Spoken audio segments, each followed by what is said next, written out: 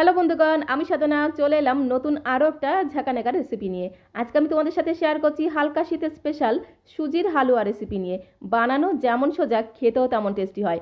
আর এই পদ্ধতিতে সুজির হালুয়া বানালে এর স্বাদ মুখে লেগে থাকবে আজীবন। সেটা জাস্ট অসাধারণ টেস্টি হয়। তো রেসিপিটি প্রথম থেকে শেষ পর্যন্ত দেখার জন্য তোমাদের কাছে অনুরোধ রইল। তো চলো দেখে নেওয়া যাক আজকের রেসিপি।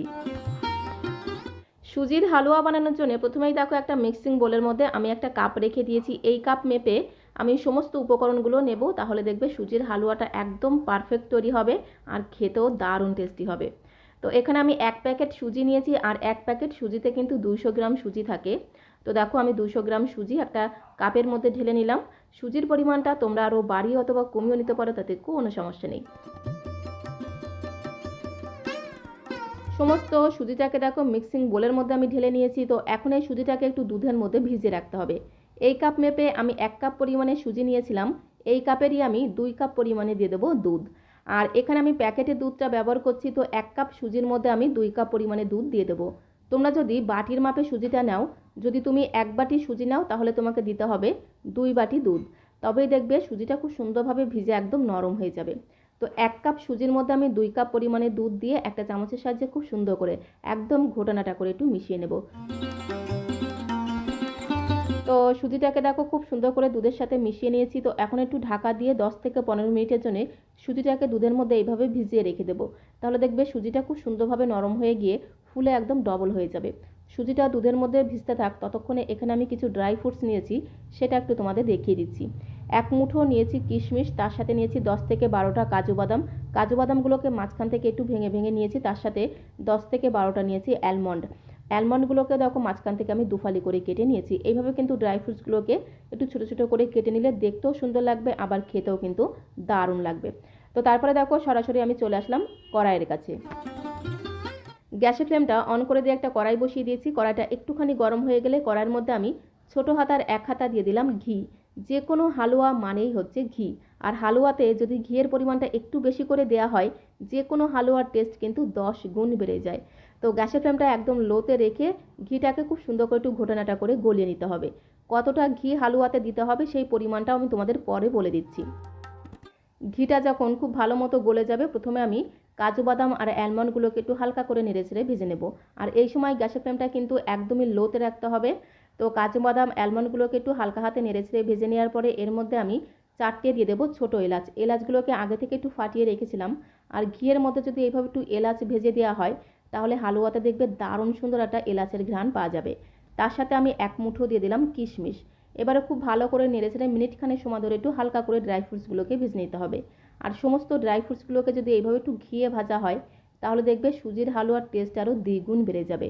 খুব বেশি লালচে করে ভাজা যাবে না, এরকম করে একটু হালকা করে ভেজে নিতে হবে, তাহলে খেতে বেশি টেস্টি লাগবে।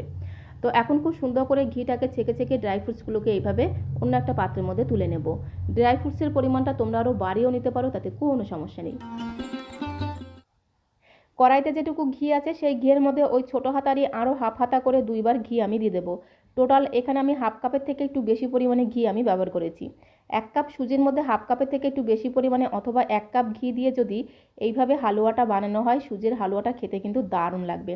ঘিটাকে খুব সুন্দর করে ঘোটানাটা করে একটু গলিয়ে নিতে হবে। তারপরে ওই ঘিয়ের মধ্যে আমি 1 কাপ দিয়ে দেবো চিনি। এই কাপ মেপে আমি 1 কাপ পরিমাণে সুজি নিয়েছিলাম, সেই কাপেরই 1 কাপ পরিমাণে দিয়ে দিলাম চিনি।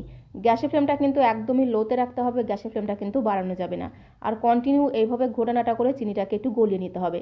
আজকে আমি তোমাদের সাথে চিনির ক্যারামেল তৈরি করে হালুয়াটা তৈরি করব, তাহলে দেখবে হালুয়ার কালারটা কিন্তু দুর্দান্ত হবে, খুব সুন্দর টেস্ট হবে, সাথে সাথে ঘ্রাণটাও কিন্তু দারুণ হবে।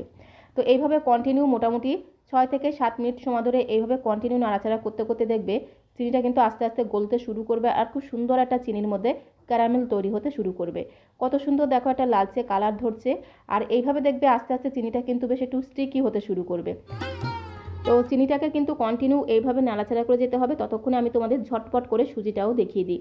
10 থেকে 15 মিনিট হয়ে গেছে, ঢাকা দিয়ে সুজিটাকে আমি দুধের মধ্যে ভিজিয়ে রেখেছিলাম, যার কারণে দেখো সুজিটা খুব সুন্দরভাবে নরম হয়ে গিয়ে ফুলে একদম ডবল হয়ে গেছে। তো তারপরে হাতা দিয়ে খুব সুন্দর করে ঘোটানাটা করে সুজিটাকে দুধের সাথে মিশিয়ে নিতে হবে। 6 থেকে 7 মিনিট সময় ধরে কন্টিনিউ নাড়াচাড়া করতে করতে দেখবে চিনিটা আস্তে আস্তে ক্যারামেলাইজড হতে শুরু করবে। এর থেকে কিন্তু বেশি লালচে করে ফেলা যাবে না, তাহলে চিনির এই ক্যারামেলটা বেশি পুড়ে গিয়ে তেতো হয়ে যাবে। সেক্ষেত্রে সুজির হালুয়াটা কিন্তু খেতে তেতো লাগবে। যখনই এরকম একটু হালকা লালচে কালার ধরবে আর চিনিটা খুব সুন্দরভাবে গলে যাবে, তখন এর মধ্যে সুজির মিশ্রণটা দিতে হবে। তো চিনিটা দেখো খুব সুন্দরভাবে গলে গিয়ে খুব সুন্দর একটা লালচে রং ধরেছে।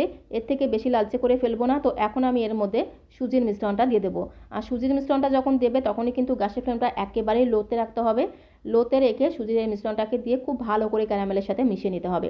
আর চিনির এই ক্যারামেলটা কিন্তু একটু স্টিকি হয়ে যায়, তো তার জন্য কন্টিনিউ এইভাবে নাড়াচাড়া করতে হবে। আস্তে আস্তে দেখবে সেই স্টিকি ভাবটা কিন্তু সুজির সাথে খুব সুন্দরভাবে মিশে যাবে। তো গ্যাসের ফ্লেমটা একদম লোতে রেখে খুব ভালো করে ঘোটানাটা করে সুজিটাকে এই ক্যারামেলের সাথে মিশিয়ে নিতে হবে। তো বন্ধুগণ, আজকে আমি তোমাদের সাথে চিনির ক্যারামেল তৈরি করে সুজির মাখান্ডি হালুয়া রেসিপি শেয়ার করছি। এই পদ্ধতিতে একবার সুজির মাখান্ডি হালুয়া বানিয়ে খেয়ে দেখতে পারো। খেতে এতটাই টেস্টি হয়, একবার বানিয়ে খেলে এর স্বাদ মুখে লেগে থাকবে। খুব সুন্দর রং হয়, সাথে সাথে স্বাদ আর গন্ধ দ্বিগুণ বেড়ে যায়। সুজিটাকে দেখো কন্টিনিউ নাড়াচাড়া করে ক্যারামেলের সাথে মিশিয়ে নিলাম। ক্যারামেলটা যেহেতু একটু স্টিকি হয়ে যায়, কন্টিনিউ এইভাবে মেশাতে মেশাতে দেখবে সেই স্টিকি ভাবটা কিন্তু সুজির সাথে খুব সুন্দরভাবে মিশে যাবে। আর এই সময় একটু চেক করে দেখতে পারো মিষ্টির পরিমাণটা ঠিকঠাক আছে কিনা। তোমরা যে যেমন মিষ্টি খেতে পছন্দ করো সে আন্দাজে এই সময় একটু চিনি তোমরা অ্যাড করে দিতে পারো। তো আমি একটুখানি চেক করে দেখলাম, মনে হলো আরেকটু মিষ্টি দিতে হবে, তাই এর মধ্যে আমি 2 চামচ চিনি দিয়ে আবারও খুব ভালো করে ঘোটানাটা করে সুজির সাথে মিশিয়ে নেব। তো দেখো কত সুন্দর তৈরি হয়ে গেল সুজির মাখান্ডি হালুয়া। তো সবশেষে এই হালুয়ার মধ্যে যেটা দিতে হবে সেটা হচ্ছে ভাজা ড্রাই ফ্রুটস। বেশ কিছুটা ড্রাই ফ্রুটস আমি প্রথমেই ঘিয়ের মধ্যে হালকা লালচে করে ভেজে রেখেছিলাম। সেখান থেকে 3 ভাগের 2 ভাগ ভাজা ড্রাই ফ্রুটস আমি এখন হালুয়ার মধ্যে দিয়ে দিলাম, আর বাকি 1 ভাগ রেখে দিলাম, পরে আমি গার্নিশিংয়ের জন্য সব শেষে ব্যবহার করব। তো ড্রাই ফ্রুটসগুলোকে দিয়ে হালুয়ার সাথে খুব সুন্দর করে একটু ঘোটানাটা করে মিশিয়ে নিয়ে গ্যাসের ফ্লেমটা বন্ধ করে দেবো। খুব ভালো করে দেখো ড্রাই ফ্রুটসগুলোকে সুজির সাথে মিশিয়ে নিলাম, গ্যাসের ফ্লেমটা বন্ধ করে দিলাম। সুজির মাখানটি হালুয়াটা কিন্তু একদমই রেডি হয়ে গেছে। এখন একটা বোলের মধ্যে আমি সার্ভ করে দেবো। আর সার্ভ করতে করতে তোমাদের কাছে রিকোয়েস্ট করবো, আজকের এই সুজির হালুয়া রেসিপিটা তোমাদের কাছে কেমন লাগলো অবশ্যই কমেন্ট বক্সে লিখে জানিও। ভালো লাগলে একটা লাইক আর শেয়ার করে দেওয়ার অনুরোধ রইল। আর নতুন বন্ধু হয়ে থাকলে চ্যানেলটিকে সাবস্ক্রাইব করে দিয়ে পাশে থাকার অনুরোধ রইল। তাহলে যখন এরকম সুন্দর সুন্দর নতুন নতুন রেসিপি আপলোড করব, সঙ্গে সঙ্গে নোটিফিকেশন আগে তোমার কাছে পৌঁছে যাবে। তো সবশেষে হালুয়ার উপর দিয়ে যে 1 ভাগের মতো ভাজা ড্রাই ফ্রুটস আমি সরিয়ে রেখেছিলাম, সেই ভাজা ড্রাই ফ্রুটস দিয়ে উপর দিয়ে ছড়িয়ে দেবো। দেখতে দেখো কত সুন্দর লাগছে, খেতেও কিন্তু অসাধারণ টেস্টি হয়। এরকম হালকা শীতে এইরকম সুজির মাখানটি হালুয়া একবার হলো বানিয়ে খেয়ে দেখতে পারো। আশা করি তোমাদেরও ভীষণ ভীষণ ভালো লাগবে। আর বাড়িতে যদি বানিয়ে খাও, খেয়ে তোমাদের কেমন লাগলো অবশ্যই কমেন্ট বক্সে লিখে জানিও। তো আজকের মতো এই পর্যন্ত। সবাই ভালো থেকো, সুস্থ থেকো, সবাইকে অসংখ্য অসংখ্য ধন্যবাদ।